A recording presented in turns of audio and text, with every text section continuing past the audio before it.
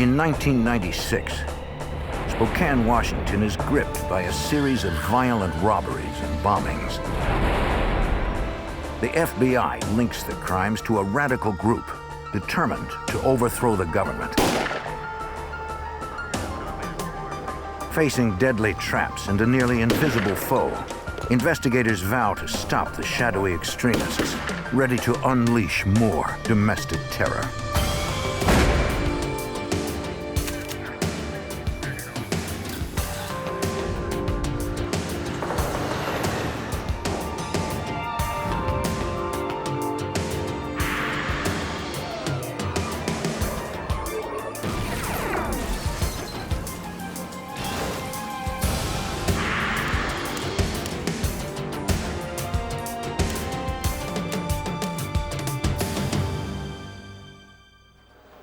The Constitution of the United States allows for the lawful expression of any belief.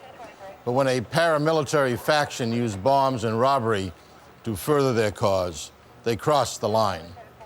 The well-organized terror cell was difficult to define and even harder to stop. I'm Jim Kallstrom, former head of the FBI's New York office.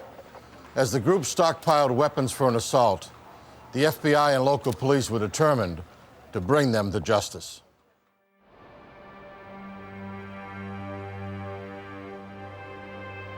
Spokane, Washington, a city of 200,000 near the state's eastern border with Idaho.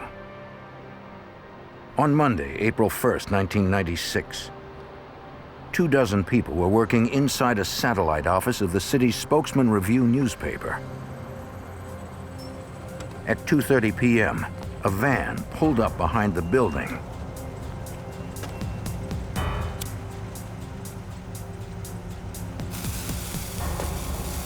It was there, less than 15 seconds. Inside, a reporter had finished his work and was looking forward to spending the afternoon with his son.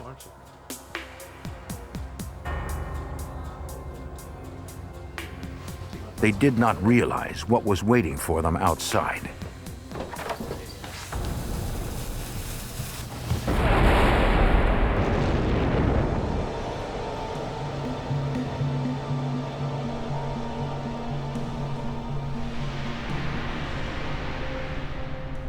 Despite significant damage to the building, nobody was injured.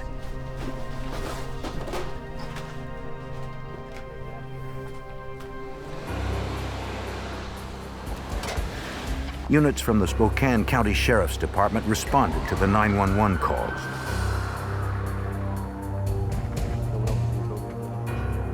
The reporter and his son had not seen anything suspicious. Is there anyone else inside the building? Anyone else? Is it all okay? Yes. But one employee said that seconds before the blast, she saw a masked man jump into a white van that sped away from behind the building. There was no one else in the building except for my son. She didn't get a license plate number.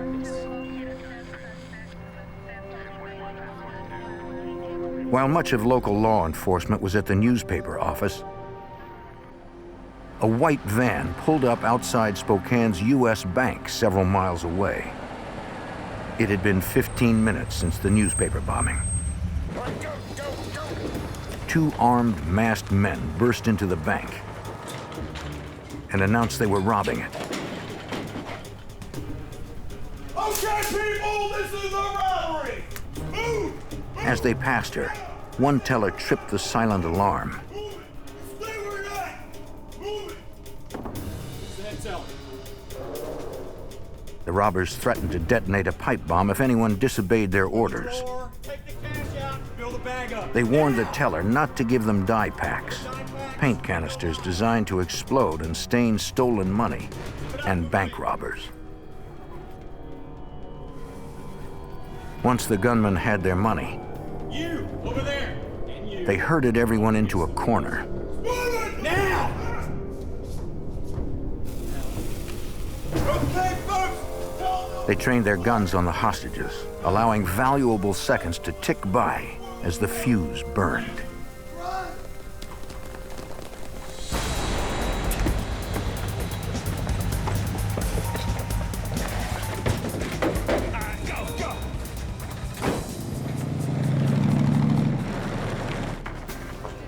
At the newspaper office crime scene, investigators heard radio reports about the bank robbery and explosion. That scene was secure, so several detectives headed to the new crime scene.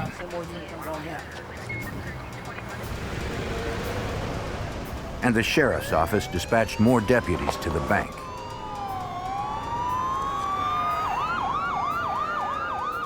At the time, Special Agent Mark Cullinan of the FBI's Spokane Resident Agency was on his way to the newspaper bombing with his partner. While en route, we received a call that a bank robbery had occurred. Another bomb had been set off inside the bank. Since my primary investigative jurisdiction was bank robberies, I immediately diverted to the bank. Don't know if there's anybody else, but there's another bomb inside. This year wouldn't look good. The employees and customers were shaken, but safe. They believed everyone had gotten out before the blast. I mean, that roof's gonna go. But investigators had not yet declared the crime scene secure. Let us know what you find and what you see. Don't know if any other suspects. Explosives Disposal Unit Supervisor Sergeant James Goodwin had to make sure it was safe for police to check the building. Did see two leaving. We were concerned about the possibility of a second device because any time you have an explosive device-related incident, if you have one, there is always at least a potential that you have another. Bombers sometimes leave a second device behind as a booby trap, specifically to target law enforcement. The Explosives Disposal Unit swept the bank, determining it was clear of additional bombs or victims, and radioed to those outside that it was safe to process the scene. Okay, it's all clear. You gonna get on the phone and see what we can get. The assailants were fast and organized, getting in and out in seconds and making off with $50,000. They weren't typical bank robbers. Bank robberies are usually conducted by lone individuals who are seeking money to support a drug habit or something along those lines. To have somebody in an organized manner come in and take over a bank with this much violence and prior planning is an unusual occurrence. Agents questioned one witness who was in the bank's parking lot when the robbery took place. She said after the explosion, she saw two masked men run from the bank and get into a white van. A third man was driving. He had gray hair and a beard. It was a white van. White van. They both had masks on. She had written down the van's license plate number. And when they drove off, I looked back over after writing this down, and I saw the guy pulling the black mask. Yeah, we need to be on the lookout for all. They learned it had been stolen from Ellensburg, Washington. Plate number 2233U. Charlie 504, I'll be checking the parking Spokane Emergency Dispatch issued an APB for the van, and officers began a block-by-block grid search of nearby streets.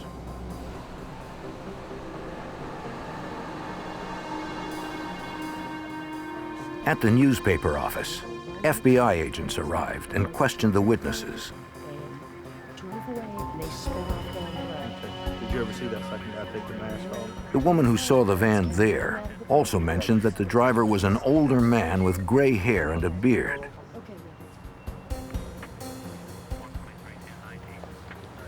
But the most distinct clues linking the two crime scenes were leaflets containing religious propaganda, a common sight in the area. At the scene of the Spokesman Review bombing and also at the bank, we did discover numerous leaflets which had obviously been left there by the robbers. Religious propaganda is pretty prevalent throughout the area. A lot of times these groups will leaflet a neighborhood or an area, leaving them under windshield wipers and on front doorsteps, just spouting their ideals and trying to get their message out. But this group delivered their message with bombs and bank robbery.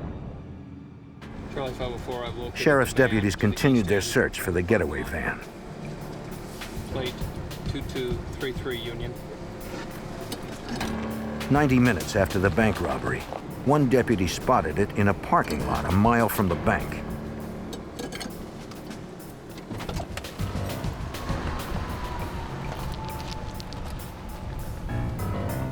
From the back, he couldn't tell if the robbers were there.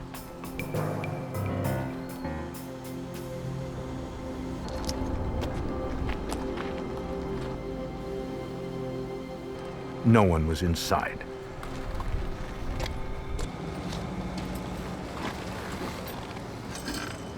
Dispatch advised the deputy that the van could be rigged with a bomb.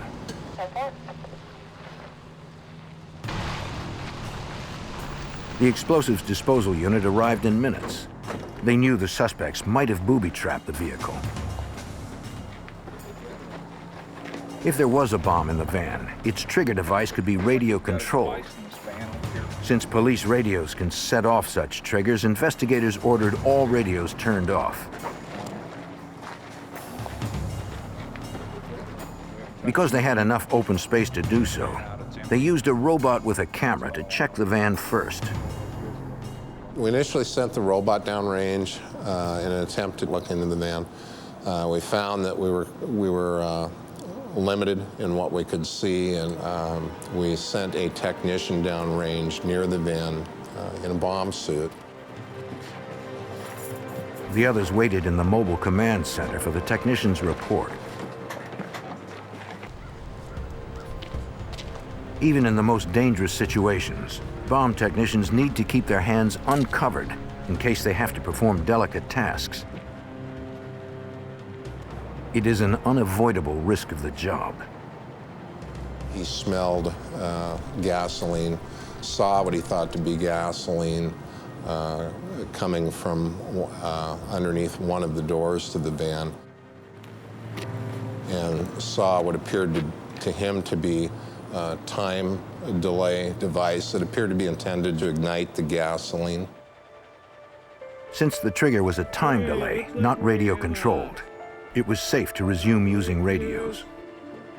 Attached to the wick, the technician saw a small initiator, an element that sets the wick burning. And cousin incendiary in that route. And what would you like to do with it? When I look at this, I can probably ready safe it. Mark, before you go ahead and separate the two, would you let us know that you're going to do it? In an effort to preserve any evidence the van might contain, the bomb squad technician was putting his own safety in jeopardy.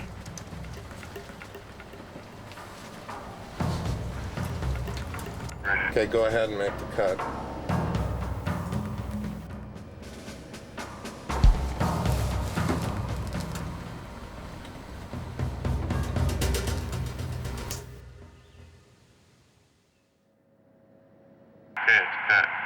All right, good. Get it out of there. It worked. Okay, he's got it. He's got it out of there. In the van, investigators found another copy of the manifesto the robbers left behind at the bank in newspaper bombings.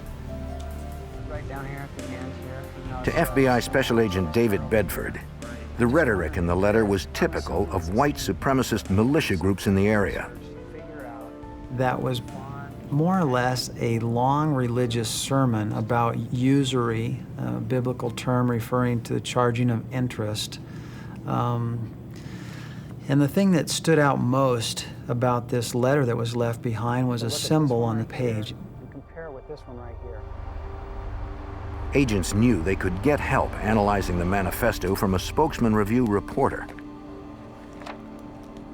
Bill Moreland is an expert on extremist groups in the area. For the past 22 years, I've covered hate groups here in our area in the Northwest. Chief among them, the Aryan Nations, which is 35 miles from Spokane in North Idaho. It's attracted a lot of different extremists from different movements, anti-tax movement, anti-abortion movements, the Ku Klux Klan, Posse Comitatus. The FBI showed Moreland the robbers' manifesto. It was clearly white separatist dogma, but what intrigued me most was what was on the bottom of that note. It was the Christian cross superimposed with a capital P, and it's what I knew to be the logo of the Phineas priesthood. Individuals who call themselves Phineas priests say the crimes they commit are in accordance with their interpretation of God's law, sometimes robbing banks to finance a plot to overthrow the federal government. Moreland told agents about an interview he had done months earlier. As part of a story, he'd arranged to meet several members of an extremist group at a clandestine location. They did not identify themselves as Phineas priests, but they professed some similar beliefs. When we got there, we saw 7 or 8 individuals who were heavily armed, automatic weapons, street sweeper type shotguns, sidearms, all dressed in army camouflage type material. They went through a number of exercises for our benefit. The men explained they worked in cells with no formal leader, no strict organization. This leaderless resistance was designed to make it difficult for law enforcement to track them. They said they were preparing for an armed confrontation with the federal government. I said, well, what happens if you're driving home from this event, from this training exercise, with all your guns and your military equipment? If a police officer were to stop you on a traffic offense, what would you do? And the individual I was talking to said, didn't hesitate for a minute. He said, I would kill him. I'd kill the police officer. When we're equipped like this, he said, we're running hot, and we would shoot to kill any police officer that stopped us to protect the identity of our group. Agents believed the bank robbers they were after were every bit as dangerous and elusive.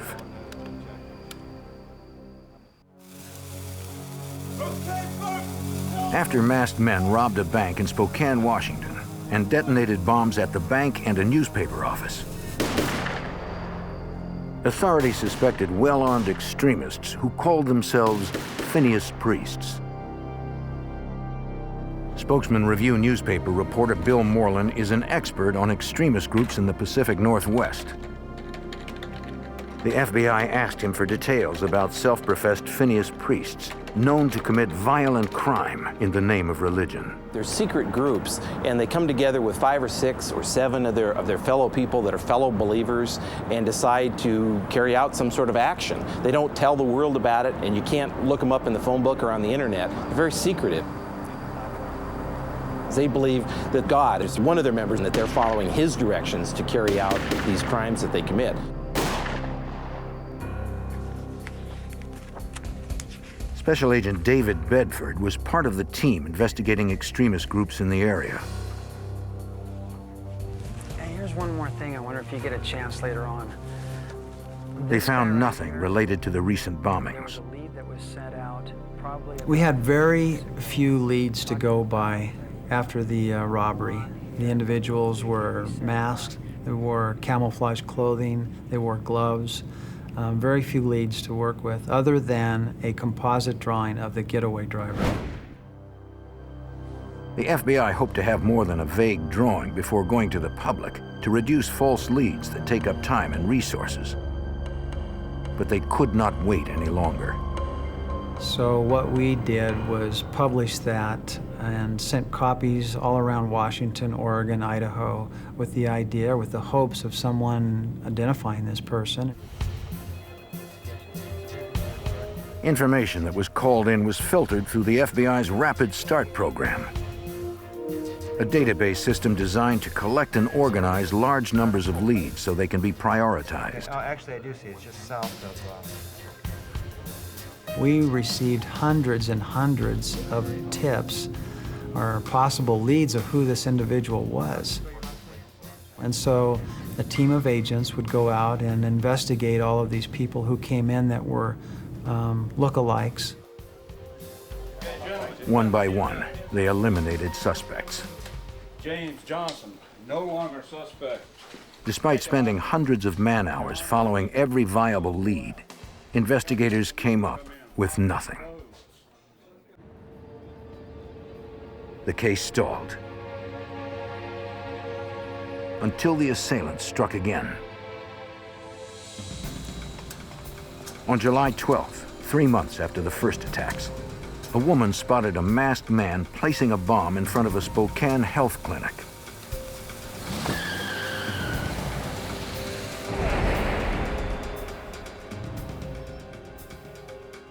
She called in the getaway van's license plate number.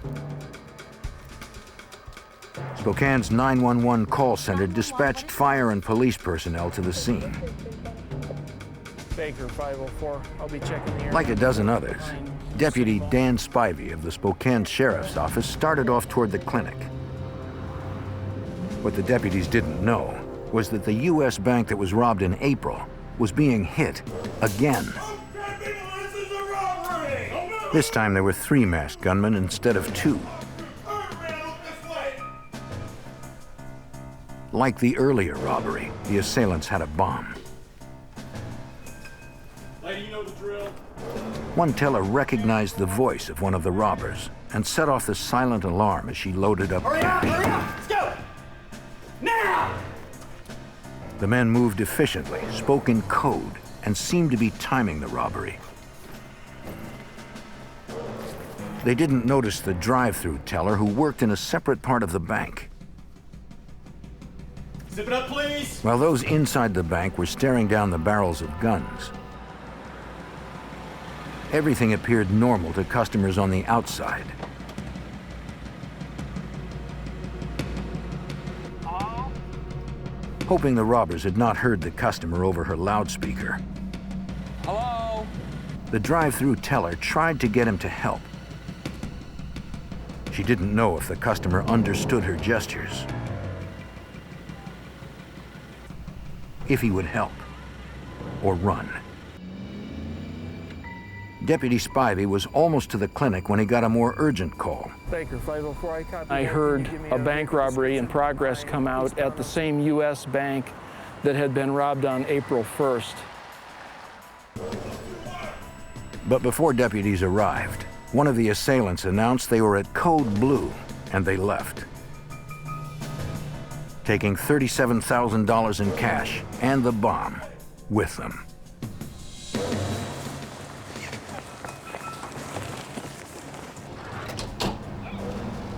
The drive-through customers saw the men get in their van.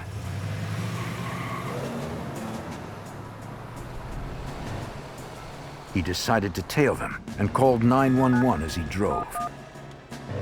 The plate he reported did not match the one from the health clinic, but criminals often put 2 different plates on stolen vehicles to confuse investigators. A white minivan. On East Gray Street. Hold on while I call dispatch. Spokane Emergency Dispatch advised the man not to put himself in danger. He said he would follow at a safe distance until deputies caught up. Police hoped the customer would not be spotted by the armed assailants. In July 1996, authorities believed members of an extremist militia group robbed the U.S. Bank in Spokane, Washington for the second time in 3 months. A customer saw the robbers leave in a van and followed. Deputy Dan Spivey was en route to the bank when he heard about the pursuit. Our dispatch advised us that a citizen with a cell phone was following that suspect vehicle, and they in turn were relaying location information to us field deputies. Spivey changed directions to try to catch up.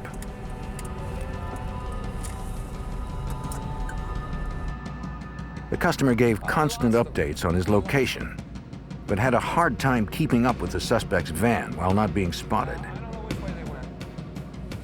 Behind a mall area, the citizen lost the vehicle. And I quickly searched the area, attempting to locate such a vehicle, was unsuccessful, decided to go back through the area in a more slow, methodical manner.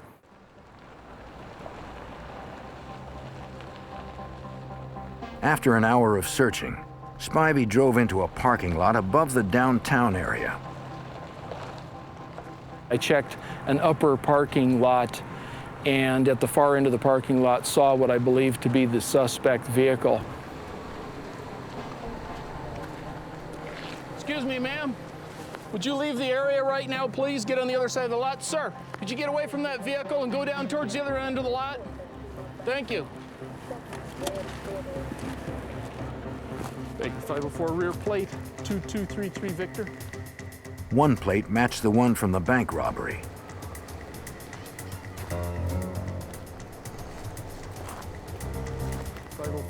and the other from the health clinic bombing.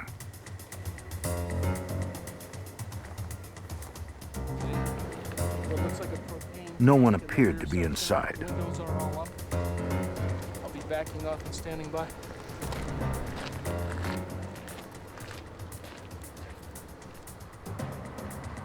Explosives Disposal Unit Supervisor Sergeant James Goodwin, who helped defuse a bomb in a van after the April bank robbery, declared the vehicle an explosive hazard. Given the history, we had a concern that this vehicle may contain a device as well. The natural thing to expect, given this was kind of the second go-round, was that having been unsuccessful the first time, they would try harder the second time. Deputies smelled a strong gasoline odor. But again, it was difficult to see what kind of device might be inside. Rather than risk sending in a squad member, explosives disposal technicians once again deployed their specialized robot.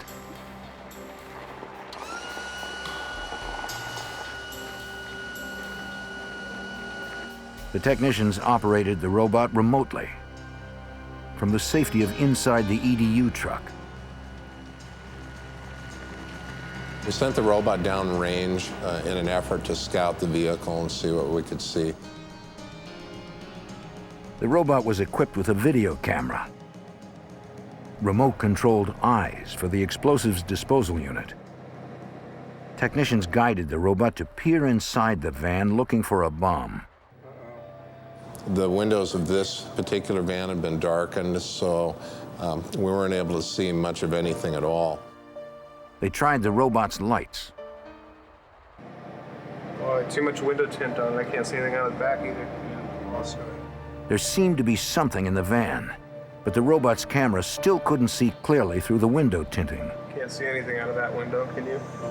They needed to know what the object was. We elected to use the robot to shoot a window out of the van and open it so that we could see inside. The technicians then activated the robot's water cannon disruptor, which fires a slug by water pressure rather than gunpowder, so sparks are less likely. Take the shot.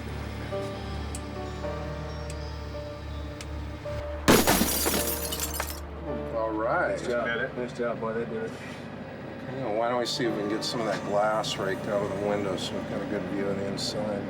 They used the robot's powerful claw to clear the glass. Once the window was broken, we were able to see inside the van and observe what appeared to be an incendiary device. It looks like a couple propane cylinders, timer, and I'm not sure what that is. Yeah, taped into the timer. It looks like an initiator. Right down here? Yeah.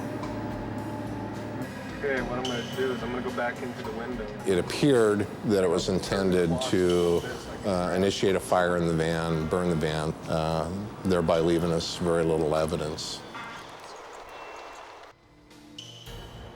The explosives disposal technician guided the robot to clear the bomb from the van. He then moved the bomb to a more remote area so they could render it safe. There it is. They again used the water cannon disruptor.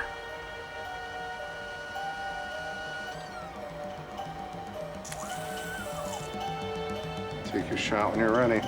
Ready? All right. Just opened it right up. In the protective suit, a technician checked the bomb and confirmed it had been rendered safe. Yeah, looks like he's all clear down there. Once again, the suspects had used a stolen van. Good. All right. Good. But this time, investigators found no manifestos or other evidence inside. Although there were 3 assailants in the latest robbery, the FBI believed the same individuals robbed the bank 3 months earlier. For help, they turned to forensic examiner Richard Vorderbrugge of the FBI's Audio, Video, and Image Analysis Unit. Similar clothing and weapons suggested 2 of the gunmen took part in both robberies. Vorderbrugge analyzed surveillance video to determine their heights. I used a technique called perspective analysis photogrammetry. That involves taking a set of measurements of fixed objects within the scene, determining the specific perspective of the scene, that is to say, how the camera itself was related to fixed objects within the scene. Because the cameras were facing downward, Vorderbrugge had to use complex mathematics to determine how actual size is reflected at that angle. He then compared the measurements of the fixed objects, such as a table leg, to the relative height of the bank robbers. He concluded the two robbers from the April 1st robbery were very likely two of the three from the July robbery. One of them was approximately 5 feet 7.5 inches, and the second robber was approximately 6 feet 1 inch. And by finding, as I did, that the heights of the two individuals in the bank in each case were about the same, it certainly helped strengthen the case that they were the same people involved. With the robberies and bombings likely committed by individuals calling themselves Phineas priests, the FBI elevated the status of the suspects. We decided that they were not here for the sole purpose of robbing a bank and taking the money. These guys had a message that they were trying to get out to the public, and it was causing havoc in the city of Spokane. A lot of people were concerned about their safety, and as a result, the FBI felt like, you know what, these are terrorists. To help capture the domestic terror suspects, the U.S. Bank offered a $100,000 reward. Despite the reward, a month passed with no new leads. Agents believed the terrorists were out there training, getting ready to strike again.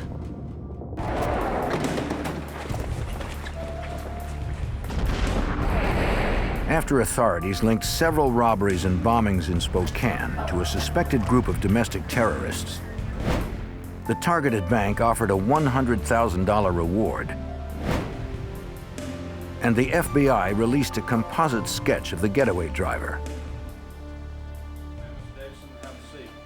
A month after the second bank robbery in August 1996, the reward offer generated a promising lead. An informant came forward saying he thought he knew the man in the composite sketch.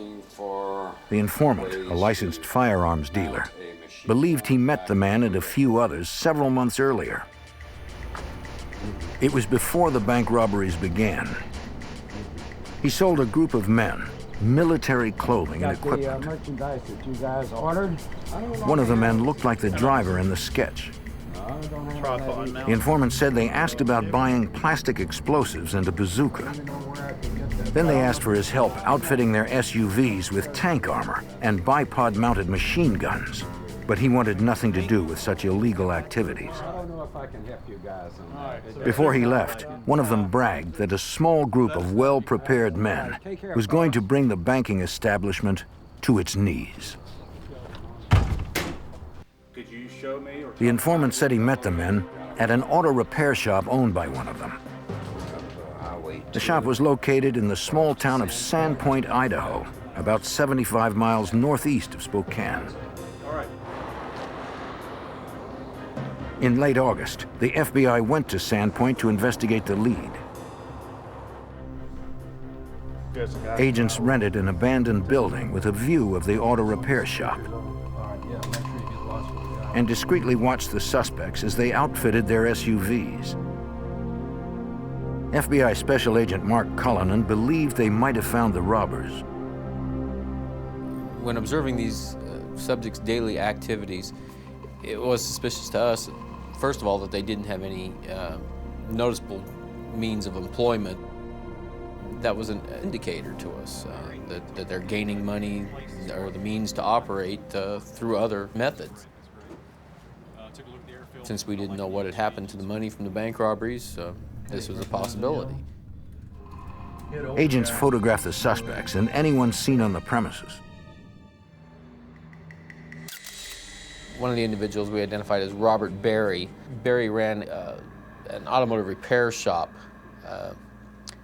in the Sandpoint area, but didn't seem to be doing any business, didn't seem to be using it to generate any income. Agents identified a second suspect as Charles Barbie.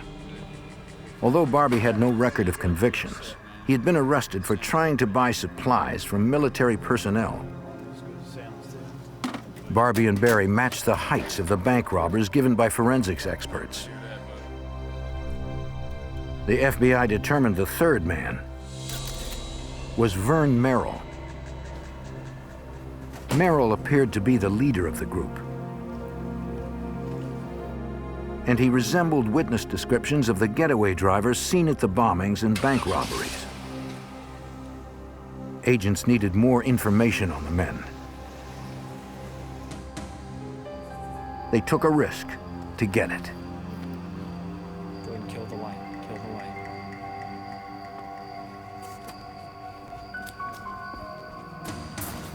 One night in early September, after the suspects left the shop,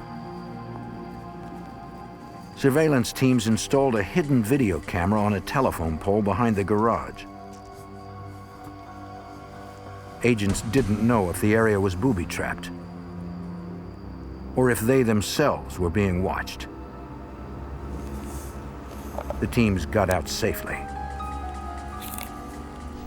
Looks like they're shooting an assault rifle.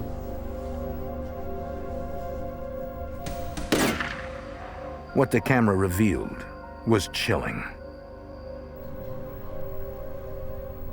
Agents watched the men test different weapons and types of bullets to see which could pierce the steel of car doors and the Kevlar of bulletproof vests.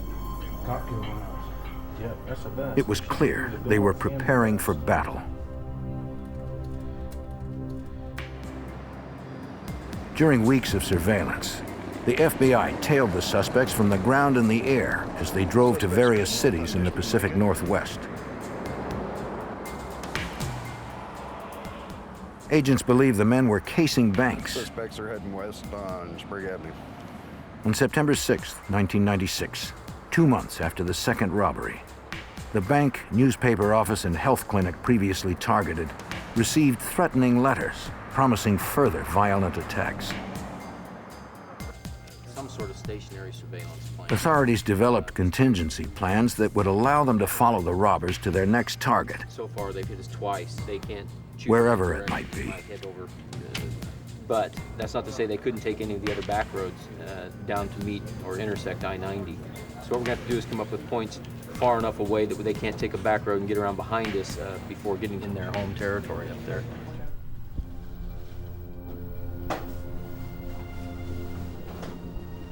A month later, on October 8th, investigators on the stakeout observed what they believed were final preparations for another bank robbery. Okay, listen up, units. They're all leaving now. 3 white male occupants. They contacted Special Agent David Bedford. 69213. They're leaving now. I received a phone call from the agent that was actually watching them load up. I started calling a lot of other coworkers saying, get in your car, start heading towards Sandpoint because something's going on and we need everybody up there as soon as possible. And so we began our surveillance, not knowing where they were going to end up. The FBI tailed the suspects as they headed west out of Sandpoint. Their license plates indicated the truck was to be used in a crime. The plates on the Suburban did not match front to rear, and both had been reported stolen. This also added a new sense of urgency to our investigation. They followed the men 400 miles west, across the Oregon border. The individual looks like he's breaking into a van. In Hood River, Oregon, agents watched the men steal a van from a used car lot and add it to their convoy.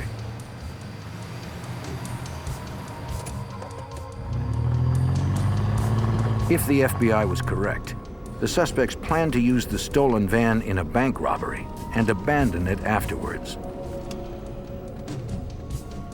We observed the vehicles stop at a truck stop, where they shifted some gear between vehicles, they did some moving around and some planning, and then they departed again in one vehicle. As agents shadowed the van, they realized where the suspects were headed. By approximately 6 o'clock in the morning, we were hundreds of miles away from where we had started and on the outskirts of Portland. We watched them drive a meandering route into the city. By 10 o'clock, it was clear which Portland bank the suspects intended to hit. They're making a left into a parking lot. Appears to be a bank.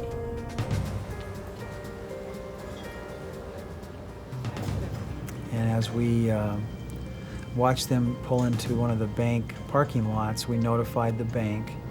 They immediately locked the doors to the bank, keeping all of their customers and everybody inside. And our plan was, as they exited the vans to go up and enter the bank to rob it, we were going to arrest them. What do you think? Agents waited for the suspects to make their move. Good here. Looks good. I like it. All right, they're in front of the bank. I was approximately 30 yards away from them, and with my binoculars I could see exactly what they were doing inside the van, and that was pulling out their guns. They were donning masks, they were putting on their camouflage gear, and they were getting ready to make a break towards the bank. And it was at that time they saw the same things that we saw. The customers that were trying to get into the bank were unsuccessful because the bank had been locked.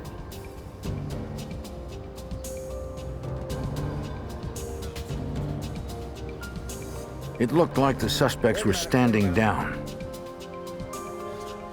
The field agents called in for instructions. Let's keep surveillance on the vehicle. Our agents were conferring with the United States Attorney's Office, with the heads of our divisions, and making a determination as to whether we had enough evidence at this point to arrest these subjects. While the team conferred, surveillance units followed the stolen van as the suspects retrieved their Suburban. They started driving back towards Washington, and we continued to follow them. Try to take them down to the next safe location. Soon they got the go-ahead for the arrest. Now they needed to find the safest opportunity to do so. Converge on them. On the next stop, all units converge.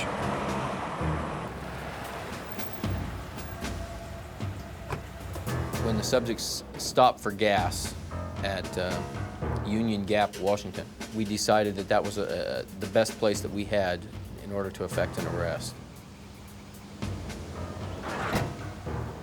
But with such violent and heavily armed suspects, there was no guarantee of a safe arrest scenario. After months of investigating domestic terror suspects, surveillance units tailed them to a Union Gap, Washington gas station. Two of the suspects stayed in one of their vehicles, while the third entered the gas station. With the suspects split up, the lead agent put the operation in motion. Temple. Back. Go to both.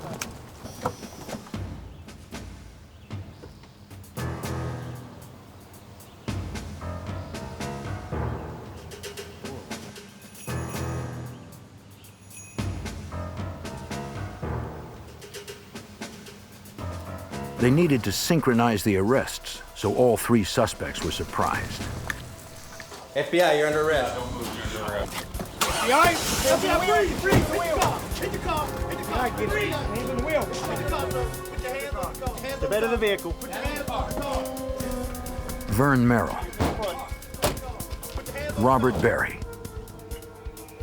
and Charles Barbie were arrested without a fight.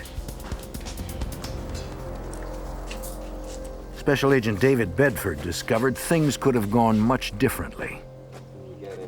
Following the arrest, we did a search of the vehicles they were driving. We found hand grenades, thousands of rounds of ammunition, probably half a dozen different types of weapons, gas masks, tear gas canisters. These guys were definitely ready for battle. Agents also found a threatening letter to the Spokane bank that had been robbed twice. Despite the 3 arrests, the FBI knew one suspect was still at large. One of the things that was a question in our minds was on the July 12th robbery, there was 3 people that came inside and a getaway driver. We were still unsure who the 4th robber was. Agents interviewed friends and associates of the arrested suspects. They learned the 4th man was most likely Brian Radigan.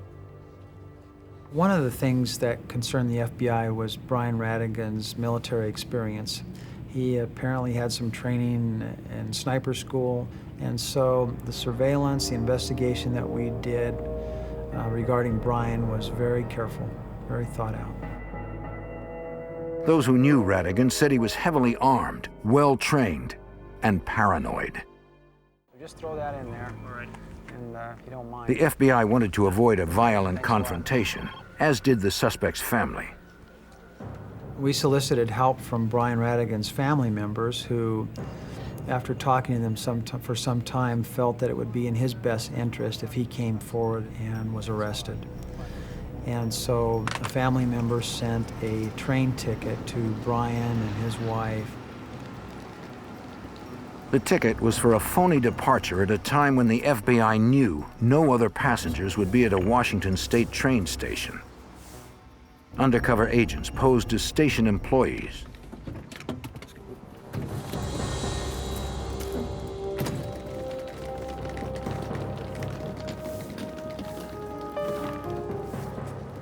When Radigan seemed at ease, they made their move. FBI, freeze! Hit the wall! Radigan had no way to fight back or run.